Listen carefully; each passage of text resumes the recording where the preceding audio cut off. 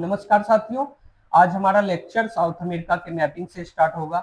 हमने mapping series launch किया था जिसमें हमारा 7th कॉन्टिनेंट, 5 ओशियानिक प्लेट, ठीक है, सबकी एक एक करके हम बात करेंगे। लेकिन हम साउथ अमेरिका को क्यों फर्स्ट चूज किया? साउथ अमेरिका जो है ना, वर्ल्ड के बारे में पहले तो हमारा साउथ अमेरिका के बारे में हम लोग जानते हैं कि 4th लार्जेस्ट कंटिनेंट है। और ठीक है, साउथ अमेरिका का मैप बनाना भी इजी है, तो स्टार्टिंग करना भी इजी हो जाएगा। साथ ही साथ हम इंडियन ज्योग्राफी जब पढ़ेंगे तो उसको ज्यादा डीप में पढ़ेंगे, और इन सभी पार्ट्स के फिजिकल मैप को भी देखेंगे और सिनेमेटिक थीमेटिक मैप को भी देखेंगे। साथ ही साथ हम लोग क्या देंगे, पॉलिटिकल मैप को भी देखेंगे। तो पहले हम पॉलिटिकल मैप के बारे में ही जानेंगे, फिर पॉलिटिकल मैप जब बनाना जानेंगे तो फिर फिजिकल फीचर्स, उसके माउंटेन्स कहाँ है, रिवर्स कहाँ है, उसके लेक्स कहाँ है।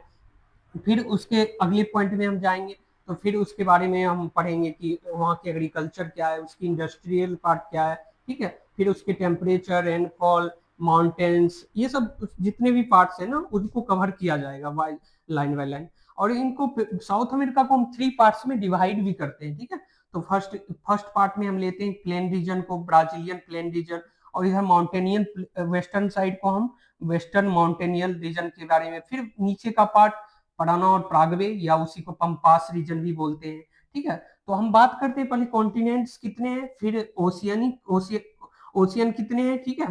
तो सबसे पहले हम देखते हैं कि हमारे जो वर्ल्ड ज्योग्राफी है ना, वर्ल्ड ज्योग्राफी की बात करें तो वर्ल्ड ज्योग्राफी में, ठीक है, वर्ल्ड ज्योग्राफी में हमारा कॉन्टिनेंट्स और ओशियन, ठीक है, कॉन्टिनेंट्स और ओशियन।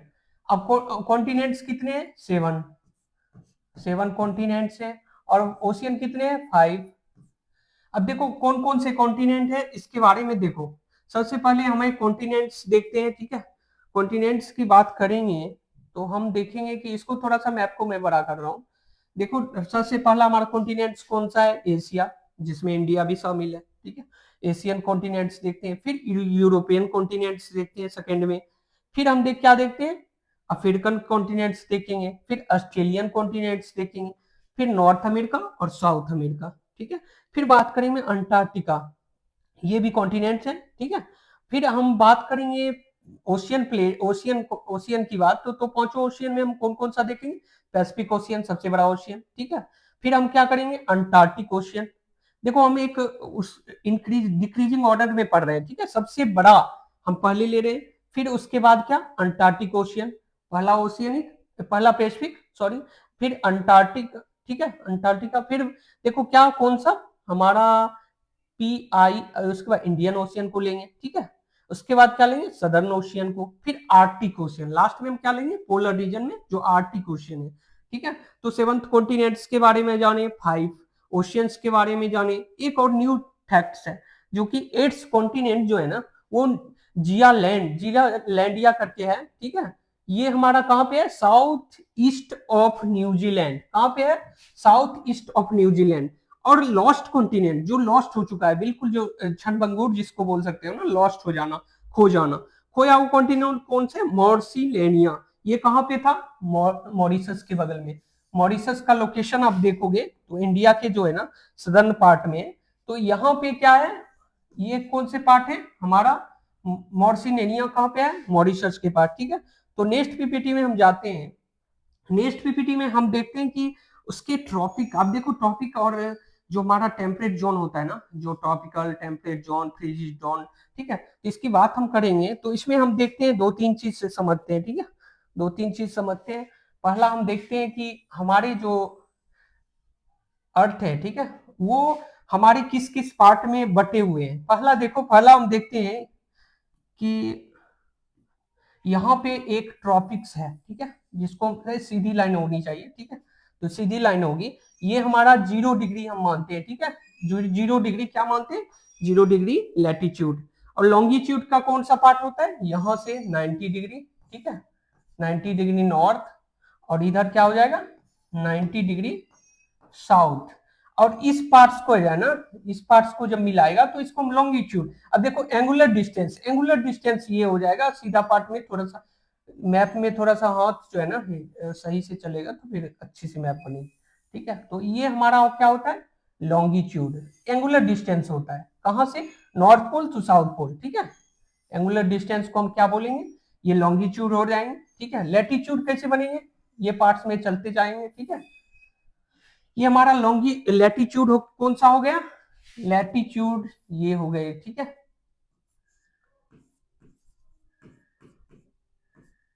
लैटिट्यूड्स की बात करेंगे, ठीक है। और ये क्या हो गए, ओ सॉरी, ये लॉन्गिट्यूड्स, लॉन्गिट्यूड्स, ठीक है। अब कुछ हिंदी के बच्चे हैं तो उनके लिए मैं बता रहा हूँ, लैटिट्यूड में अक्षांश और लॉन्गिट्यूड में देशांतर, ठीक है। तो अक्षांश को हम किस कैसे डिफाइन करेंगे, the angular distance from the centre of the earth, centre of the earth towards north और south direction of the poles, ठीक है। अब देखो क्या हो रहा है कि नॉर्थ इधर और साउथ, अब देखो बात हम करते हैं ना, जब हमारा जो अर्थ है, अर्थ सेंटर को ये मान लो, अब इधर से हम ऐसे ऐसे करके घूमते घूमते घूमते घूमते घूमते, ये 3D में सोचना, ठीक है। तो इसमें क्या हो जाएगा, इसको हम बोलेंगे क्या, लैटिट्यूड, ये क्या हो गया, अक्षांश, ठीक है। तो हमारा अक्षांश जो है ना वो हॉरिजेंटली मूव करता है, और पूरा 3D में सोचना, ठीक है। ऐसे हम इमेजिनरी लाइन बनाया हूं जो इस मैप में है, और ऐसे सोचना है। और इसी प्रकार से जो है ना हमारा सेंटर ऑफ मास से क्या हो रहा है, लॉन्गिट्यूड भी घूम रहा है, ठीक है। अब देखो ये भी जा रहा है ना एक पार्ट में, तो ये हमारा लॉन्गिट्यूड क्या करेगा, हॉरिजेंटली घूमेगा, और वर्टिकल क्या होगा, लैटिट्यूड जाएगा, ठीक है। तो अब देखो इसमें हम समझते हैं इस मैप में क्या बोल रहा है। इस मैप में देखो सबसे इक्वेटर पे देखो, इक्वेटर और हमारा क्या 42 डिग्री के आसपास का, 42 डिग्री से थोड़ा सा ज्यादा, इसके बीच में साउथ अमेरिका है, ठीक है। अब इक्वेटर का पार्ट हमारा देखो, इक्वेटर पे कौन कौन सा कंट्री है, हम देखो उसी पहले ना एक बार देख लेते हैं मैप बनाना।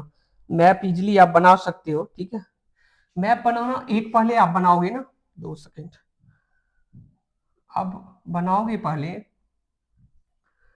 कि जब अमेजन बेसिन से शुरू करोगे, ठीक है। Amazon basin, 2 second, Amazon basin, Amazon basin, ठीक है। यहाँ अमेजन बेसिन तो ऐसा ही होता है ना, छिछला सेलो रीजन जो होता है, ठीक है। फिर हम यहाँ से चलते हैं इस पार्ट्स की ओर, ठीक है।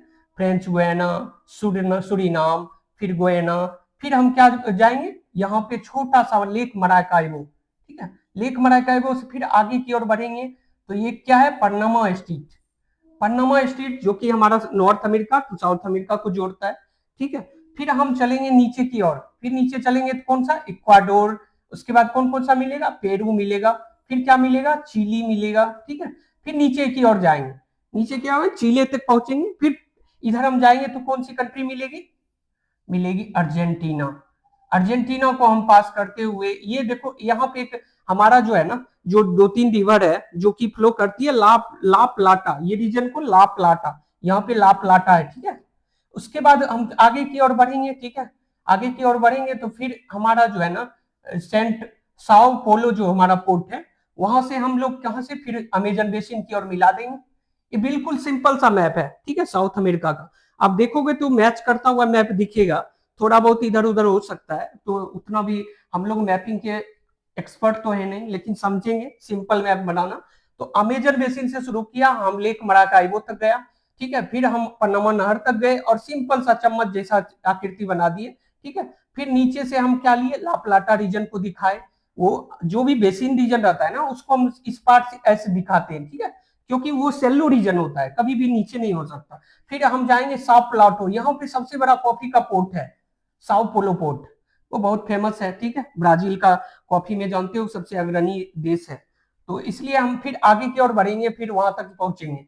अब इस कंट्री को ना हम 3 फिजिकल रीजन में भी डिवाइड करते हैं।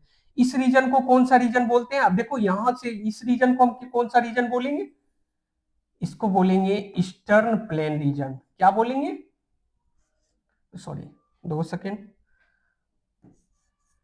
ईस्टर्न प्लेन रीजन, ठीक है।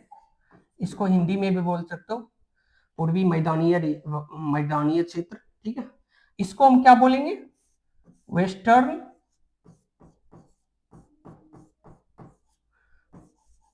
माउंटेनियस या माउंटेनियल, ठीक है, माउंटेनियल रीजन, ठीक है। तो ये क्या हो गया, मतलब वेस्टर्न और ईस्टर्न, देखो ये हो गया पश्चिमी पर्वतीय क्षेत्र, ठीक है हिंदी में। और ये जो हमारे रीजन होते हैं ना, जो हमारे ये रीजन है, ठीक है, इस रीजन को हम क्या बोलेंगे, ये पूरे माउंटेन के रीजन है, यहाँ से यहाँ तक जो है ना एंडीज पर्वत है। एंडीज पर्वत आप लोग जानते हो कि जो एंडीज पर्वत है वो किस किस प्लेट से बना है, कन्वर्जेंट जोन से बना है, कन्वर्जेंट प्लेट बाउंड्री से बना है। अब देखो यहाँ हम बात करते हैं, ये पुराना प्रागवे रीजन है, ठीक है, पुराना प्रागवे, प्रागवे रीजन, ठीक है, तो इसको हिंदी में भी बोल सकते हो पुराना प्रागवे क्षेत्र, ठीक है, या इसी को क्या हम बोलते हैं, पंपास रीजन। देखो पंपास टेम्परेट ग्रासलैंड है, ठीक है, और सबसे ज्यादा वहां पे अल्फा अल्फा नामक घास पाई जाती है, ग्रासलैंड वहां का फेमस है, जो कि टेम्परेट जोन का है, और वहां पे सबसे ज्यादा अल्फा अल्फा जो घास होती है ना, सबसे ज्यादा उसमें प्रोटीन की मात्रा होती है, जिससे आप स्टेरॉइड वो सब देखते हो ना, बड़ी बड़ी कंपनी जो वे प्रोटीन ये सब बनाती है, वो कंपनी वहीं से प्रोटीन उसी पाउडर से बनाया जाता है, ठीक है, तो वो ज्यादा से ज्यादा प्रोटीन वहां पे देखो। अब जब हमारा घास होगा ना उपजाऊ, सबसे ज्यादा उसमें प्रोटीन की मात्रा होगी, वहां की एनिमल हस्बेंड्री बहुत ही डेवलप होगी, ठीक है, तो प्राइमरी सेक्टर बहुत ज्यादा डेवलप है, क्योंकि प्राइमरी सेक्टर के लिए हमें क्या चाहिए, प्राइमरी सेक्टर में एग्रीकल्चर, एनिमल हस्बेंड्री, फिशिंग, हमारा जो भी प्राइमरी सेक्टर के कार्य है उसमें धनी हो। अब देखो हमारा सबसे ज्यादा अगर इसके पास हमारा डेवलप रीजन है या घासिया रीजन है, तो इस क्षेत्र का इकोनॉमी भी सबसे ज्यादा डेवलप होगा, ठीक है, तो हम बात करेंगे ना कि यहाँ पे क्या है कि बहुत सारी हमारी जो है ना क्षेत्र है, ठीक है, बहुत सारे हमारे क्या है, ग्रासलैंड है, ट्रॉपिकल ग्रासलैंड। अब ग्रासलैंड, ट्रॉपिकल ग्रासलैंड बहुत ज्यादा, यहाँ पे सबसे बड़ा जो ग्रासलैंड है ना पंपास रीजन का क्षेत्र है, ठीक है। अब हम बात करेंगे, एक ओवरव्यू हमने दिया है, आगे नेक्स्ट चैप्टर में ना थोड़ा डिटेल भी जानेंगे, ठीक है, नेक्स्ट पीपीटी में हम देखो अब ट्रॉपिकल में, ट्रॉपिक ऑफ कैंसर, कैंसर पे कौन कौन सी कंट्री है समझते हैं। ट्रॉपिक ऑफ कैंसर पे हमारा कौन कौन सा है, देखो यहाँ से देखा जाता है, ठीक है, मैप में थोड़ा सा रीजन ब्राजील का भी है, ब्राजील को ले लो। फिर हमारा क्या, फ्रेंच गुयाना देख रहे थे, ब्राजील का रीजन तो है ही। उसके बाद हम हमारा कौन कौन सा रीजन है, अब देखो इक्वाडोर भी है, सॉरी कोलंबिया भी है, इक्वाडोर भी है, ठीक है। तो ये देखो कि हमारे दो तीन रीजन जो है ना ये किसमें है, ट्रॉपिक ऑफ कैंसर भी याद रखना है कि 3 कंट्री, ब्राजील, कोलंबिया, इक्वाडोर। और मैप में देखना है, किसी का वो नहीं समझना है कि 4 कंट्री है 5 कंट्री है, बहुत लोग कंफ्यूजन में रहते हैं कि बिना विदाउट मैप के आप किसी भी टीचर का या किसी भी मेंटर का आप समझ नहीं सकते ना, तो मैप में देखना है। दूसरा क्या देखना है, हमारा ट्रॉपिक ऑफ कैप्रिकॉर्न, जिसको हम क्या बोलते हैं, 23.5 डिग्री सदर्न, ठीक है, साउथ में है। तो अब इसमें कौन कौन सा है, देखो हम ब्राजील है, ठीक है, ब्राजील है, फिर क्या है, प्रागवे है, फिर कौन कौन सी कंट्री, अर्जेंटीना भी है, साथ ही साथ चिले भी है। ये 4 कंट्री कौन कौन से, ब्राजील, प्रागवे, अर्जेंटीना और चिले, ये सारे कंट्री क्या है, ट्रॉपिक ऑफ कैप्रिकॉर्न पे सिचुएटेड है, ठीक है। तो अब नेक्स्ट पीपीटी हम जानते हैं, ये 2 चीज याद रखना है, ठीक है। और एक हमारा जो कंट्री है ना, ये हमारा एक यहाँ पे देखो आइलैंड भी है, ठीक है, जो नित्यानंद, ये हमारा कैलासा, एक नित्यानंद करके हमारे बाबा थे, इंडिया के ही थे, उन्होंने एक जो है ना आइलैंड पे ही पूरा जो है ना कंट्री बसा रखा है, ठीक है। तो यहाँ पे हम बात करें, और इक्वाडोर गेला पोर्ट एक करके भी एक आइलैंड है जो कि इक्वाडोर के पास है, ठीक है, इक्वाडोर के पास है। तो इसे अब फॉकलैंड किसके पास है, यूके के पास, अभी भी वो कब्जा में है यूके के, ठीक है। तो अब हम नेक्स्ट पीपीटी में चलते हैं, ठीक है, नेक्स्ट पीपीटी में हम चलते हैं। तो नेक्स्ट पीपीटी में हम लोग क्या देखेंगे, मेन देखो पॉलिटिकल मैप है ये, पॉलिटिकल मैप में समझो कि हम क्या क्या देखते हैं। देखो मेन जो हमारा कंट्री है ना, सेल्वाडोर वेरी फेमस, ठीक है, पेरू का लीमा, जहाँ पे हमारा एक अधिवेशन भी हुआ था, कन्वेंशन भी हुआ था, ठीक है। और बात ही हम क्या कर, लाप्लाज, ठीक है, ये हमारा क्या है, बोल्विया की राजधानी भी है, कैपिटल भी है। साओ पोलो, देखो साओ पोलो जो है ना सबसे बड़ा पोर्ट है, सबसे बड़ा पोर्ट है, कॉफी पोर्ट है, ठीक है। रियो डी जेनेरियो, यहाँ पे बार बार कन्वेंशन कॉन्फ्रेंस मीटिंग होती है, वर्ल्ड की कंट्री की G20 सम्मेलन भी बहुत सारी हुई है। रियो डी जेनेरियो हमारा वर्ल्ड का जो है ना फेमस जगह है, ठीक है, कोई भी मीटिंग होता है ना, कोई भी बड़ा क्षेत्र, ला प्लाटा, ये भी रीजन जो है ना, ये भी रीजन हमारा क्या है, 2-3 नदी, यहाँ तो एक बेसिन का रूप, यहाँ बेसिन बनी हुई है, ठीक है, और ये वेरी फेमस जगह है। उसके बाद सेंटियागो, सेंटियागो भारी बहुत ज्यादा फेमस है, ठीक है। और इसके बगल में जो है ना करंट भी बहती है, ठीक है, ये भी ध्यान रखना है। पेरू करंट जो होती है ना इसके नीचे से बहती है, इसको कोल्ड करंट भी कहा जाता है, ठीक है। अब हम बात करेंगे बहुत सारी इक्वाडोर की, देखो क्विटो, क्विटो शहर बहुत ही नामी है इक्वाडोर का, ठीक है, क्विटो शहर को भी जानेंगे। साथ ही साथ हम क्या जानेंगे, वेनेजुएला तो सबसे जानते हो कि यहाँ पे क्राइसिस भी हुई थी, साथ ही साथ अमेरिका ने इस पे सैंक्शन भी लगाया था, तो हम इसके बारे में भी जानेंगे, ठीक है। कराकस भी देखो, कराकस माउंटेन भी है, कराकस देश भी है, वहां पे कैपिटल भी है, ठीक है। उसके बाद इस प्रकार से ना हम मेन मेन रीजन को जानेंगे। और पनामा का ये जो हमारा स्ट्रीट है, ये साउथ और नॉर्थ को जोड़ता है, ठीक है। अब हम गल्फ ऑफ वेनेजुएला भी देखो, आसपास गल्फ है ना, यहाँ से तेल का इंपोर्ट भी होता है, तेल में जानते हो कि ये भी कंट्री है, बहुत धनी कंट्री है, ठीक है। तो अब हम बात करेंगे नेक्स्ट पीपीटी की। नेक्स्ट पीपीटी में हम देखो क्या देखेंगे, इसके मेन मेन रीजन, ठीक है, मेन मेन रीजन देखेंगे, कितने सारे एंडीज के माउंटेन है, कितने सारे इसमें पिक्स है, ठीक है। फिर इसमें देखेंगे कौन कौन सा हमारा ग्रासलैंड है, सेल्वास, ठीक है, कटिंगा, फिर हम देखेंगे माउंटो ग्रोसो, फिर जनरल डी गोएसा सेरा, ठीक है, सेरा डी इपिगोएसा, ठीक है। हम कंपोस्ट देखेंगे, पंपास देखेंगे, ठीक है, ये सब पंपास देखो यहाँ पे है ना, ये हमारा टेम्परेट ग्रासलैंड है जो भी बहुत ज्यादा धनी है, ठीक है। ये सारे वेट है, ये क्या है, ये वेट है, ठीक है। और ये जो ड्राई है, ड्राई डेजर्ट, जब ड्राई ग्रासलैंड जिसको बोलते हो ना, ड्राई मतलब ड्राई मीन्स बिल्कुल सूखा सूखा, जहाँ पे हमारी रेनफॉल की कम मात्रा होती है और वहां पे हमारा टेम्परेचर ज्यादा होता है, ठीक है। एक तो इक्वेटर का क्षेत्र है जिसके कारण टेम्परेचर ज्यादा है, रेनफॉल। अब हमारा जहां जहां पे रेनफॉल का रीजन देखो, अमेजन बेसिन जो रिवर है, अमेजन बेसिन का रिवर, यहाँ आसपास पूरी कंट्री जो है ना वो वेट है, वेट रीजन। यहाँ पे सस्टेन करना ह्यूमन का सस्टेनेबल डेवलपमेंट नहीं हो सकता, क्योंकि आप अब इस क्षेत्र में रहोगे, एक तो मॉस्क्यूटो, हमारा पैरासाइट एनिमल्स बहुत सारे रहेंगे, क्योंकि वहां पे हमारा जो होता है ना कि ऊपर की जो गाछ वृक्ष होते हैं, बड़े बड़े गाछ वृक्ष होते हैं, बहुत सारी हमारे एनिमल्स, रेप्टाइल्स, मॉस्क्यूटो, तो इसके कारण ह्यूमन हैबिटेशन ना यहाँ संभव नहीं है, इम्पॉसिबल है, ठीक है। इस क्षेत्र को हम क्यों मानते हैं धनी, क्योंकि इस क्षेत्र में आप टेम्परेट जोन है, टेम्परेचर भी मीडियम मतलब मीडियम में रहता है, ठीक है। उसके बाद यहाँ पे रेनफॉल भी होगा अच्छी खासी, तो ये रीजन को वेस्ट रीजन और ग्रासलैंड, एग्रीकल्चर, प्राइमरी सेक्टर यहाँ बहुत ज्यादा डेवलप है, तो इस क्षेत्र को हम ज्यादा मतलब पॉपुलेटेड रीजन मानते हैं, ठीक है।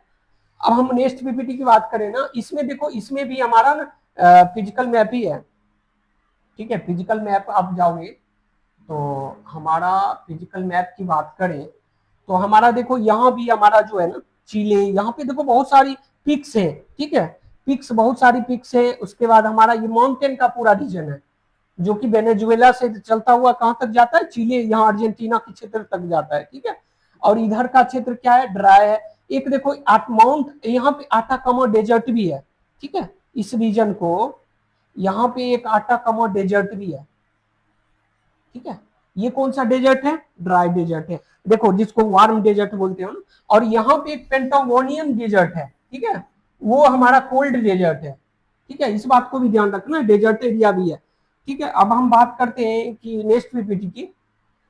नेक्स्ट पीपीटी में बहुत सारे रिवर्स है, सबसे बड़े हम मेन रूप से जानते हैं, मेनली जानते हैं, सबसे बड़ी रिवर अमेजन रिवर है, ठीक है, अमेजन रिवर है। और यहाँ देखो कोलोराडो रिवर, ये ध्यान रखना, एंडीज पर्वत से निकलकर लाप्लाटा के पास क्या होती है, माउथ इसका क्या कहाँ पे होता है, लाप्लाटा के पास, ठीक है। अमेजन बेसिन यहाँ पे है, ये ध्यान रखना है, ठीक है। इस प्रकार से बहुत सारी छोटी छोटी लेक टिटिकाका, ये काफी नामी है, ठीक है, सबसे गहरा लेक होता है ना लेक टिटिकाका, मतलब डीपेस्ट लेक, ठीक है।